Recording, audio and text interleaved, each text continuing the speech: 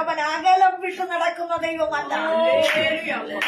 അവൻ നിന്റെ ഉള്ളിൽ വേദന കഴിയുമ്പോൾ, നിരാശ കഴിയുമ്പോൾ, ശൂന്യത വെളിപ്പെടുമ്പോൾ, ഞെരുക്കം വെളിപ്പെടുമ്പോൾ, കഷ്ടം വെളിപ്പെടുമ്പോൾ, രോഗം കയറി വരുമ്പോൾ, അവൻ പലവിധ നഷ്ടപ്പെട്ട ശത്രു ആക്കിക്കൊണ്ടിരിക്കുമ്പോൾ അവൻ അകലം വിട്ടുപോകുന്ന ദൈവമല്ല.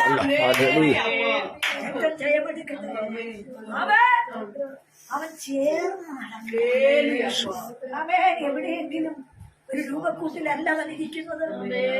അവൻ എവിടെയെങ്കിലും ഒരു പള്ളിയിലല്ല അവൻ ഇരിക്കുന്നത്. അവൻ വേദനപ്പെട്ട് വിഷാദത്തോടെ പലവിധ നിരാശ സംസാരിച്ച് വാദിച്ച് ഇങ്ങനെയായാൽ നമ്മളെങ്ങനെ മുമ്പോട്ട് പോകുമെന്ന് ചോദിച്ച് മുന്നേറുന്ന ശിക്ഷണത്തോട് ചേർന്നവൻ നടക്കുക.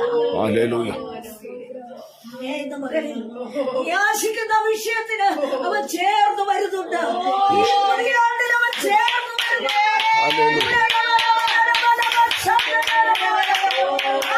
അവൻ നിന്നോട് ചേർന്ന് വരുന്നുണ്ട്. എന്തിനാന്നറിയാമോ? ഒരു വിടുതൽ നിനക്ക് അനുഭവിക്കുക.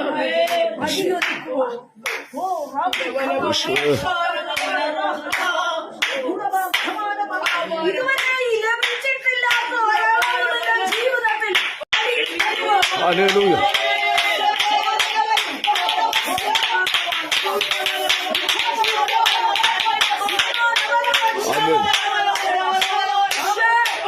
ചേർന്ന് വരിക.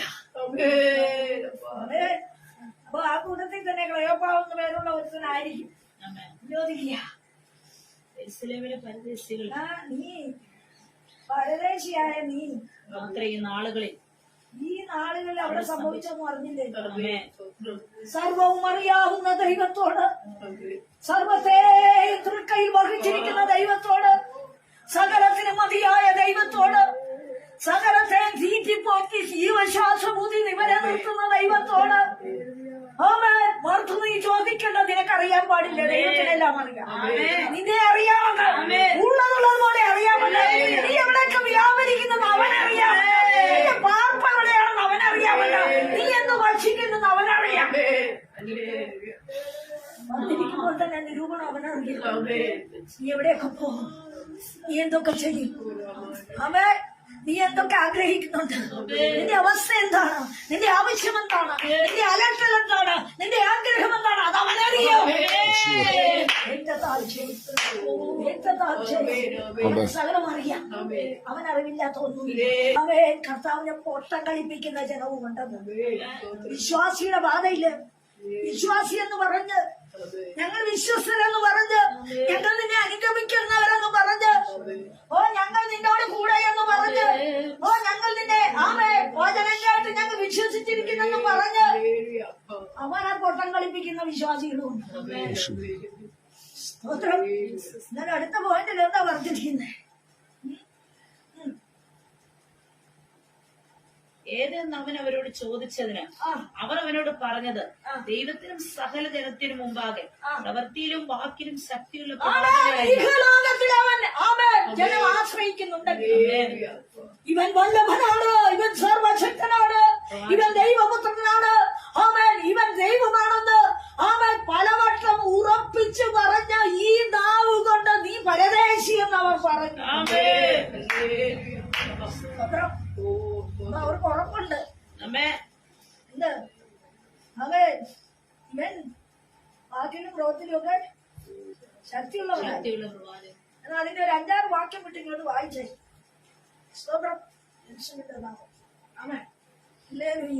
നമ്മുടെ മഹാപുരോഹിതന്മാരും പ്രമാണികളും അവനെ മരണവിധി കേൾപ്പിച്ചു, ക്രൂശിച്ചു. ഞങ്ങളും അവൻ ഇസ്രായേലിനെ വീണ്ടെടുപ്പാനുള്ളവനെ നാശിച്ചിരുന്നു. അത്രയുമല്ല, ഇത് സംഭവിച്ചിട്ട് ഇന്ന് 3-ാം നാളാകുന്നു. ഞങ്ങളുടെ കൂട്ടത്തിൽ ചില സ്ത്രീകൾ രാവിലെ കല്ലറക്കൽ പോയി അവന്റെ ശരീരം കാണാതെ മടങ്ങി വന്ന് അവൻ ജീവിച്ചിരിക്കുന്നു എന്ന് പറഞ്ഞ ദൂതന്മാരുടെ ദർശനം കണ്ടു എന്ന് പറഞ്ഞ് ഞങ്ങളെ ഭ്രമിപ്പിച്ചു. പറയാനുള്ളത് പറഞ്ഞപ്പോ ചിലർക്ക് ഭ്രമം കയറി.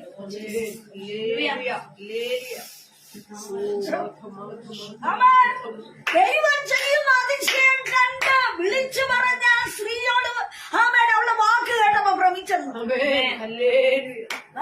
അപ്പോ കർത്താവ് പറഞ്ഞിരുന്ന വാക്കുകളുടെ ഉള്ളിലില്ല.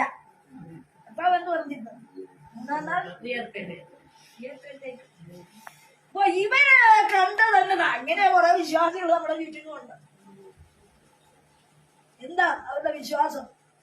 മരിച്ചപ്പോ തീർന്നു. ഇങ്ങനെ ലോകത്തിലെ കളിയെല്ലാം കളിച്ചു അവൻ പോയി.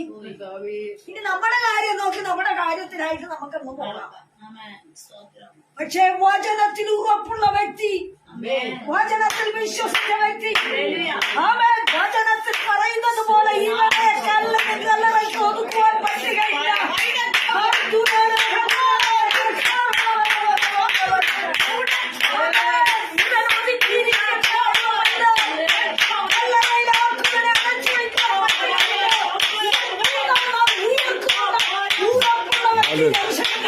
Hallelujah.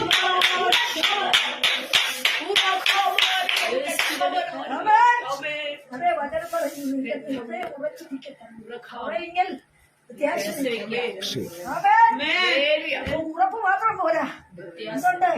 പ്രത്യാശ മാത്രമല്ല ഇതിന് പ്രതിഫലവും. വചനം എന്ന് പറയുന്നു നിനക്ക് മഹാപ്രതിഫലമുള്ളതിന്റെ ധൈര്യം. Hallelujah. Oh, hallelujah.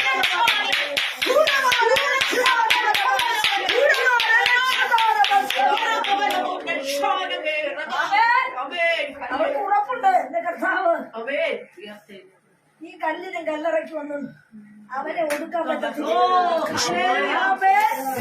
ഒതുക്കിക്കളയാമെന്ന് വാദിക്കുന്ന ചില ശത്രുഘടകത്തിന്റെ മുൻപിലുണ്ടെന്ന്.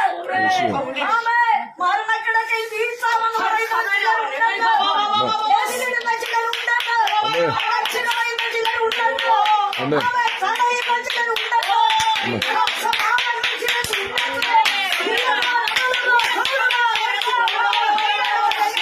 Hallelujah.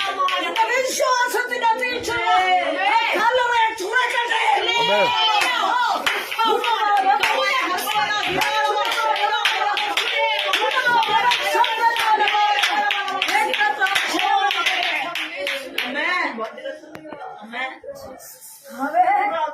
ഉറപ്പുള്ള ഭക്തൻ കല്ലറയുടെ മുമ്പിൽ ഇരിക്കുക. ആരാ? അവളൊരു പാവം സ്ത്രീ. അറിയാം വന്നപ്പോ ഭൂതപ്പള്ളിപ്പെട്ടു, ഓട്ടക്കാരൻ വഴിപ്പെട്ടു, എന്റെ കർത്താവ് വഴിപ്പെട്ടു. അത് 3 ദിശയാ, 3 വഴിയാ, 3 സമരമാ, 3 അടയാളമാണ്. സ്വത്രം. എന്നിട്ട് അവള് പോയില്ല. പോയോ? അമ്മേ വിടുതൽ വരുന്ന എപ്പോഴാ? ആമേ ഉദാഹരണം വരുന്ന എപ്പോഴാ? ആമേ വിഷയത്തിന് ആമേ അനുഗ്രഹം വരുന്ന എപ്പോഴാ?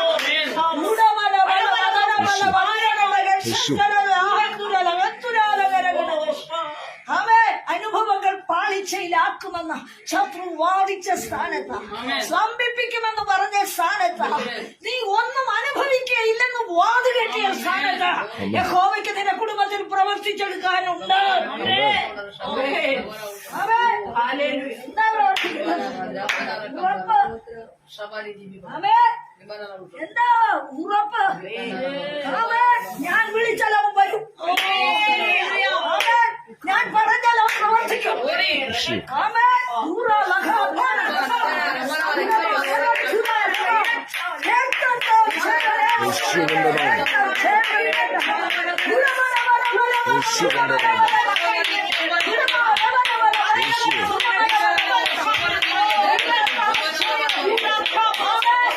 സഹായിക്കുന്ന, തടസ്സപ്പെടുത്തുന്ന, തടയുന്ന, എതിരിടുന്ന, വാദിക്കുന്ന, നിരാശപ്പെടുത്തുന്ന, സമീപിക്കുന്ന, ശൂന്യമാക്കുന്ന, കഷ്ടപ്പെടുത്തുന്ന എതിരുകളിലെ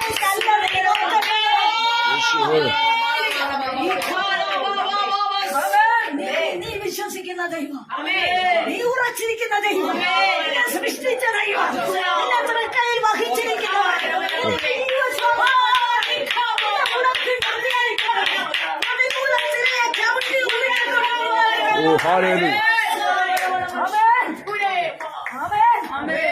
ഏതിരിൽ നിന്ന് നിന്നെ വിടുവിക്കാൻ എത്ര പ്രയാസം. നിന്റെ നഷ്ടം നികത്തുവാൻ അവൻ മതിയായവനല്ലേ. അവൻ മതിയായവൻ. വാദങ്ങൾ വേണ്ട, തർക്കമില്ല. അവനാര്? നിന്റെ വേദന തിങ്ങി വീഴുമ്പോ, നിന്റെ നിരക്കം തിങ്ങി വീഴുമ്പോ, നിന്റെ ഉയർച്ച തിങ്ങി വീഴുമ്പോ, ആരും അറിയാതെ അയ്യം വിളിച്ച് നിലവിളിക്കുമ്പോ, ആരോട് കാണിക്കാതെ, ആരോട് പറഞ്ഞറിയിക്കാൻ വയ്യാതെ, നിരാശയിൽ നീ വിടുന്ന നെടുവീർപ്പ്, യേശു ദീർഘശ്വാസം എന്റെ അടുക്കൽ വന്നെത്താ.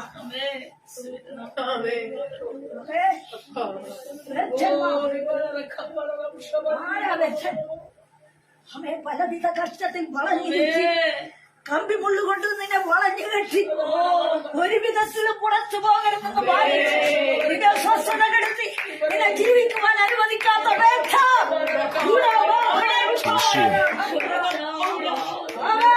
ഞാനൊക്കെ സ്വർഗം കേട്ട ദീർഘശ്വാസം നിമിത്തം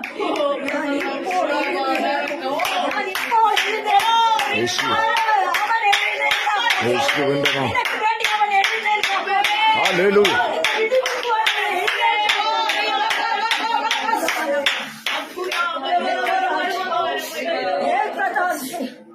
Amen.